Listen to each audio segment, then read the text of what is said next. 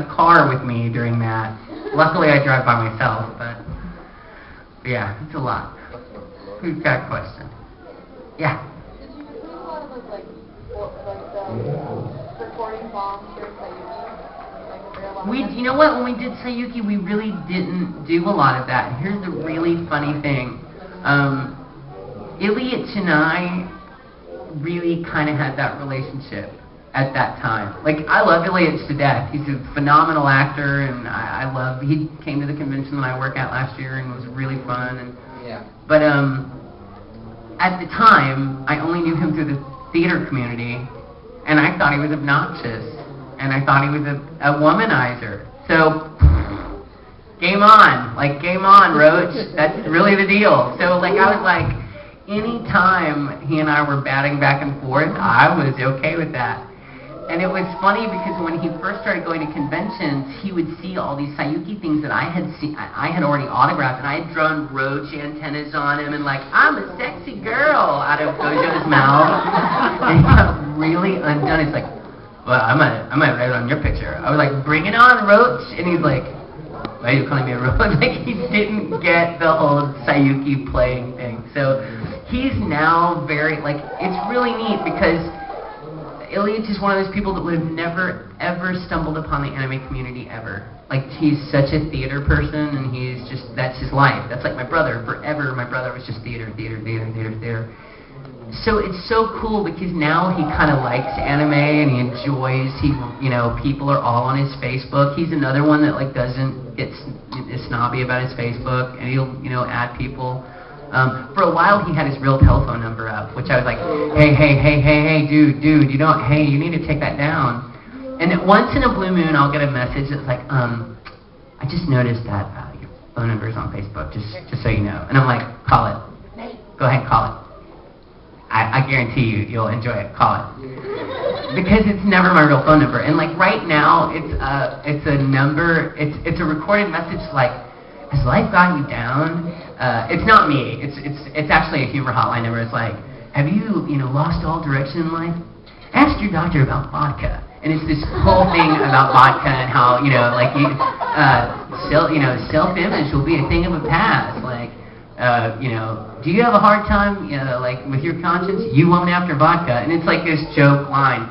But before that, it was a Whataburger phone number, and it's always something. There was a Rickroll hotline that it was for a while. And I did it for a very important reason.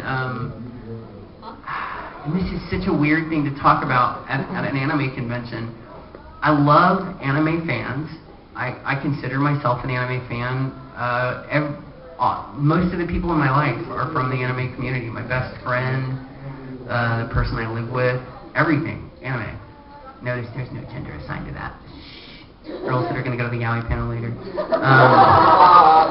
But everybody in my life is from the anime community, and or from some loosely connected gaming or something like that. But the weird thing about it is there are some anime fans that if your phone number was on the internet, they would call you.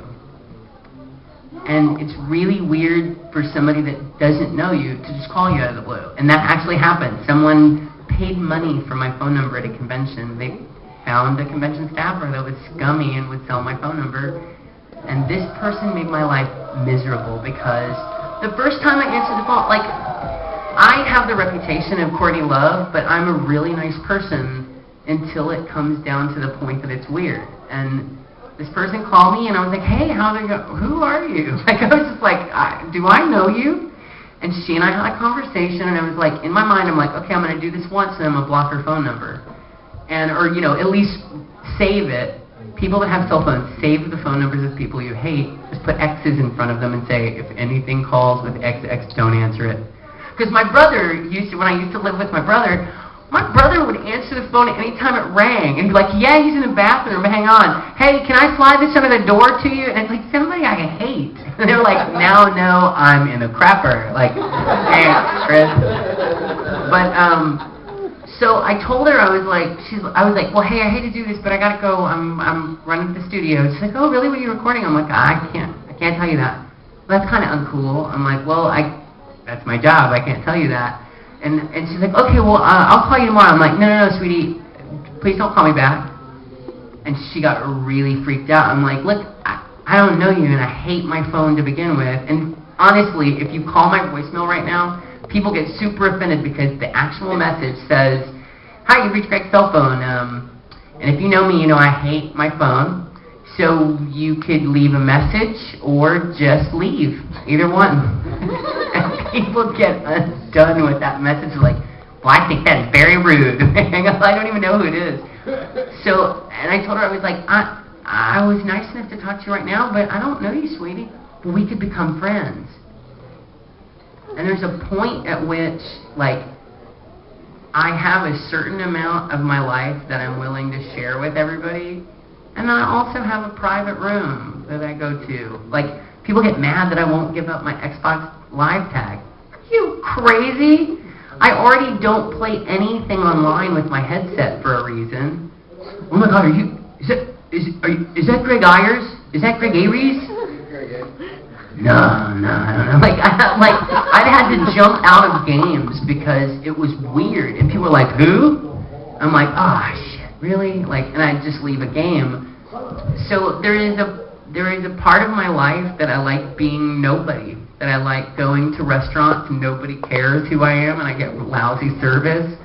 And there's a time where I have to be private and romantic, and that time shouldn't be interrupted by, Shelly, I just bought your phone number, you know, like, so I love the amount of time I spend at conventions. It's obvious by the number of them I go to, but when I'm here 150%, but when I'm at home, it's about me and my fat dog. Me and my dog. My dog loves it when I play video games because he gets to lay on his back on my bed with his nether regions pointed at the ceiling fan. And I can shoot zombies in the face. And this is a good relationship, me and my dog. My dog is the animal equivalent of a beanbag chair. Does nothing. He looks like a sausage. But he's my little dog.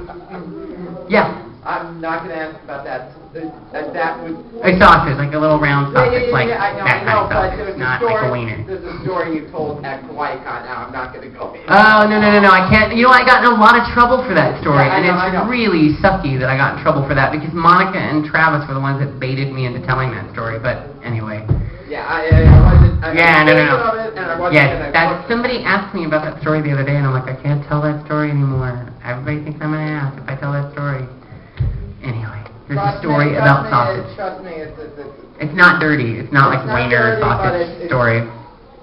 I love that the What Is Yaoi have to do with that panel now has to be 16 plus because they said the word wiener and somebody got upset. Like, how can that's such a funny way to refer to something phallic? Wiener. Wiener. That's funny. That's funny. That's such a great word. And you can say it on TV. You can say it on TV. Wiener. There's a song, Oscar Mayer Wiener. I get excited though. I love that Oscar Mayer Wiener mobile. Do y'all have one here? We have one in Houston, and as goofy as it is, it's so funny to me to see that thing riding down the street. I'm like, the Wiener car! And they're like, you are ridiculous. Like, my friends, anytime something moronic and childish comes out, they're like, oh, here, you'll like this. Like, yeah, sleeky. No. But, who's got another question? I don't even know what time it is. It is nearly 10:05. Ah, crap, I've been getting text messages. Have a good time at your con. Oh, one of my directors. Oh, rock on! My new show, I can actually... One of the coolest things for me is to get my discs of the shows that I've worked on, because I don't like watching things on the internet. Like, I like seeing them big on my TV and, like, being able to eat and stuff while I watch them. Like, ramen and crackers and TV. Yes, and my little dog waiting for any ramen that might fall on the floor. It's a big shock. But my new show, Edo Rocket, that was done by the guy that directed Full Metal Alchemist, or in Japan. It was his project between the two Full Metal Alchemists, and it's really cool. My director just said my discs were there, and I'm like, I get to go pick them up when I get home. That and my Sengoku Basara discs are there, and I cannot wait to see Sengoku Basara. For those of y'all that play video games, it's based on a video game, but it's really cool because it's a cast from all over the country. It's New York actors, California actors, Texas actors. So like it's Johnny and I have done it in many shows. So like it's cool for Johnny and I to get to do shows together because a long time ago, California actors never recorded with Texas actors, and we never recorded with New York actors. But like Liam O'Brien and Patrick Seitz, and I don't think Townsend's in it. Townsend directed the video game, I think. Johnny, Mike Cinder-Nicholas, like all. It's just a really cool show. And my brother and I play rivals. My brother plays Takeda, and I play Oesiki Kenshin. I'll probably murder that. I said it right in the show. That's all that counts. But Uesiki. Yeah, I'm gonna go with that pronunciation. But yeah, so that's there. Did I miss a question? Oh, I do have an Amy Winehouse story though, and this is because I said I had an Amy Winehouse story. Do y'all know? Did they tell y'all at opening ceremonies what a rotten, horrible, awful day we had yesterday? Yeah. It included like emergency landings with planes and sirens and foam trucks and everything. Yeah, I've put pictures on my Facebook. I'm like, yay, first emergency landing ever. And they're like, holy crap, what's going on? Because the picture I posted were like firemen looking under the plane, which was right outside of my window. I'm sure they thought, yeah, take that picture, fool. Because I'm like, I wanted to get the foam truck, but I couldn't because I could only take pictures out of my window. And I'm like, foam truck, come here. But, so we were on a flight. The flight was from Houston to D.C., Dulles, and Dulles to Vermont. And we got to D.C. fine. We got like a little snack. And we were waiting to get on our flight. We got on our flight just fine. And we got to about Delaware. And they were like, ladies and gentlemen, when we took off, we got a series of important messages. And nothing to worry about, but we're going to turn this plane around and fly back to Dulles right now. And I was like, whoa. And the guy sitting next to me, who's a business traveler, also, he goes, we're over halfway there. Something's really wrong for us to be turning around. And I'm like, really? And you could see even the guys on the plane, like our stewards, were like, what the F is going on? So this has only happened to me twice, and I think it's pretty good odds in 10 years of traveling, like almost every weekend. There are times when I'm not afraid to fly, but I think as many times as I get on a plane, I very well may die on one. It's just the odds. So I have my iPod, and I'm like, if I am never going to hear another song again, what will I go down in flames listening to? And it was Amy Winehouse. I was like, I saw her name, and I was like, totally fits. Boom. And I listened to Amy Winehouse and Nina Simone all the way down. So I'm like, well, at least I know I'd listen to the blues if I was going to die. But yeah, so there's my Amy Winehouse story. But yeah, it was pretty crazy, because then we landed, and then all that, all that stuff happened, and then we sat on the plane with no air conditioning for like an hour. And then they get on, and they're like, we do not have any steering at this time, but we're going to try to start this other engine up, and if so, we're going to get you back to the gate and deplane you, or we're going to be towed in. And we already didn't land on a regular landing strip, just to tell you. This is why I know it was probably a pretty big deal that we turned around, because we were not on a regular landing strip. We were on another strip away from all the aircraft that is connected to the emergency vehicle thing. So I'm like, wow, we were on the crash landing strip is what we were on. And I'm pretty sure that's what it was. But then we got off, and they said they had another plane for us, and we got on that one, and that one was broken, like super broken. And not, of course, after sitting on that plane for an hour. My brother, who smokes as much as I used to, is freaking out because he hasn't had a cigarette since like 11 o'clock that morning. And we get off that plane, and they're telling this other flight that as soon as they reinflate the tires on that plane that they're going to take off. And I'm like, what is going on today? What is really happening? Thank you. And so we finally, as we're deboarding that other plane, they're like, have a good night. And I'm like, oh, crap. Like, it's over. We're not making it to Vermont tonight. I guess I'm not going to get any Ben & Jerry's. And the funny thing is, there was a dude that worked at Ben & Jerry's on our flight. And I'm like, I'm so nerdy about things I like. I'm like, hey, I saw your laptop bag. do you work for Ben & Jerry's? You're like, oh yeah, actually I do. Like, I'm sure, and it's funny because I know there are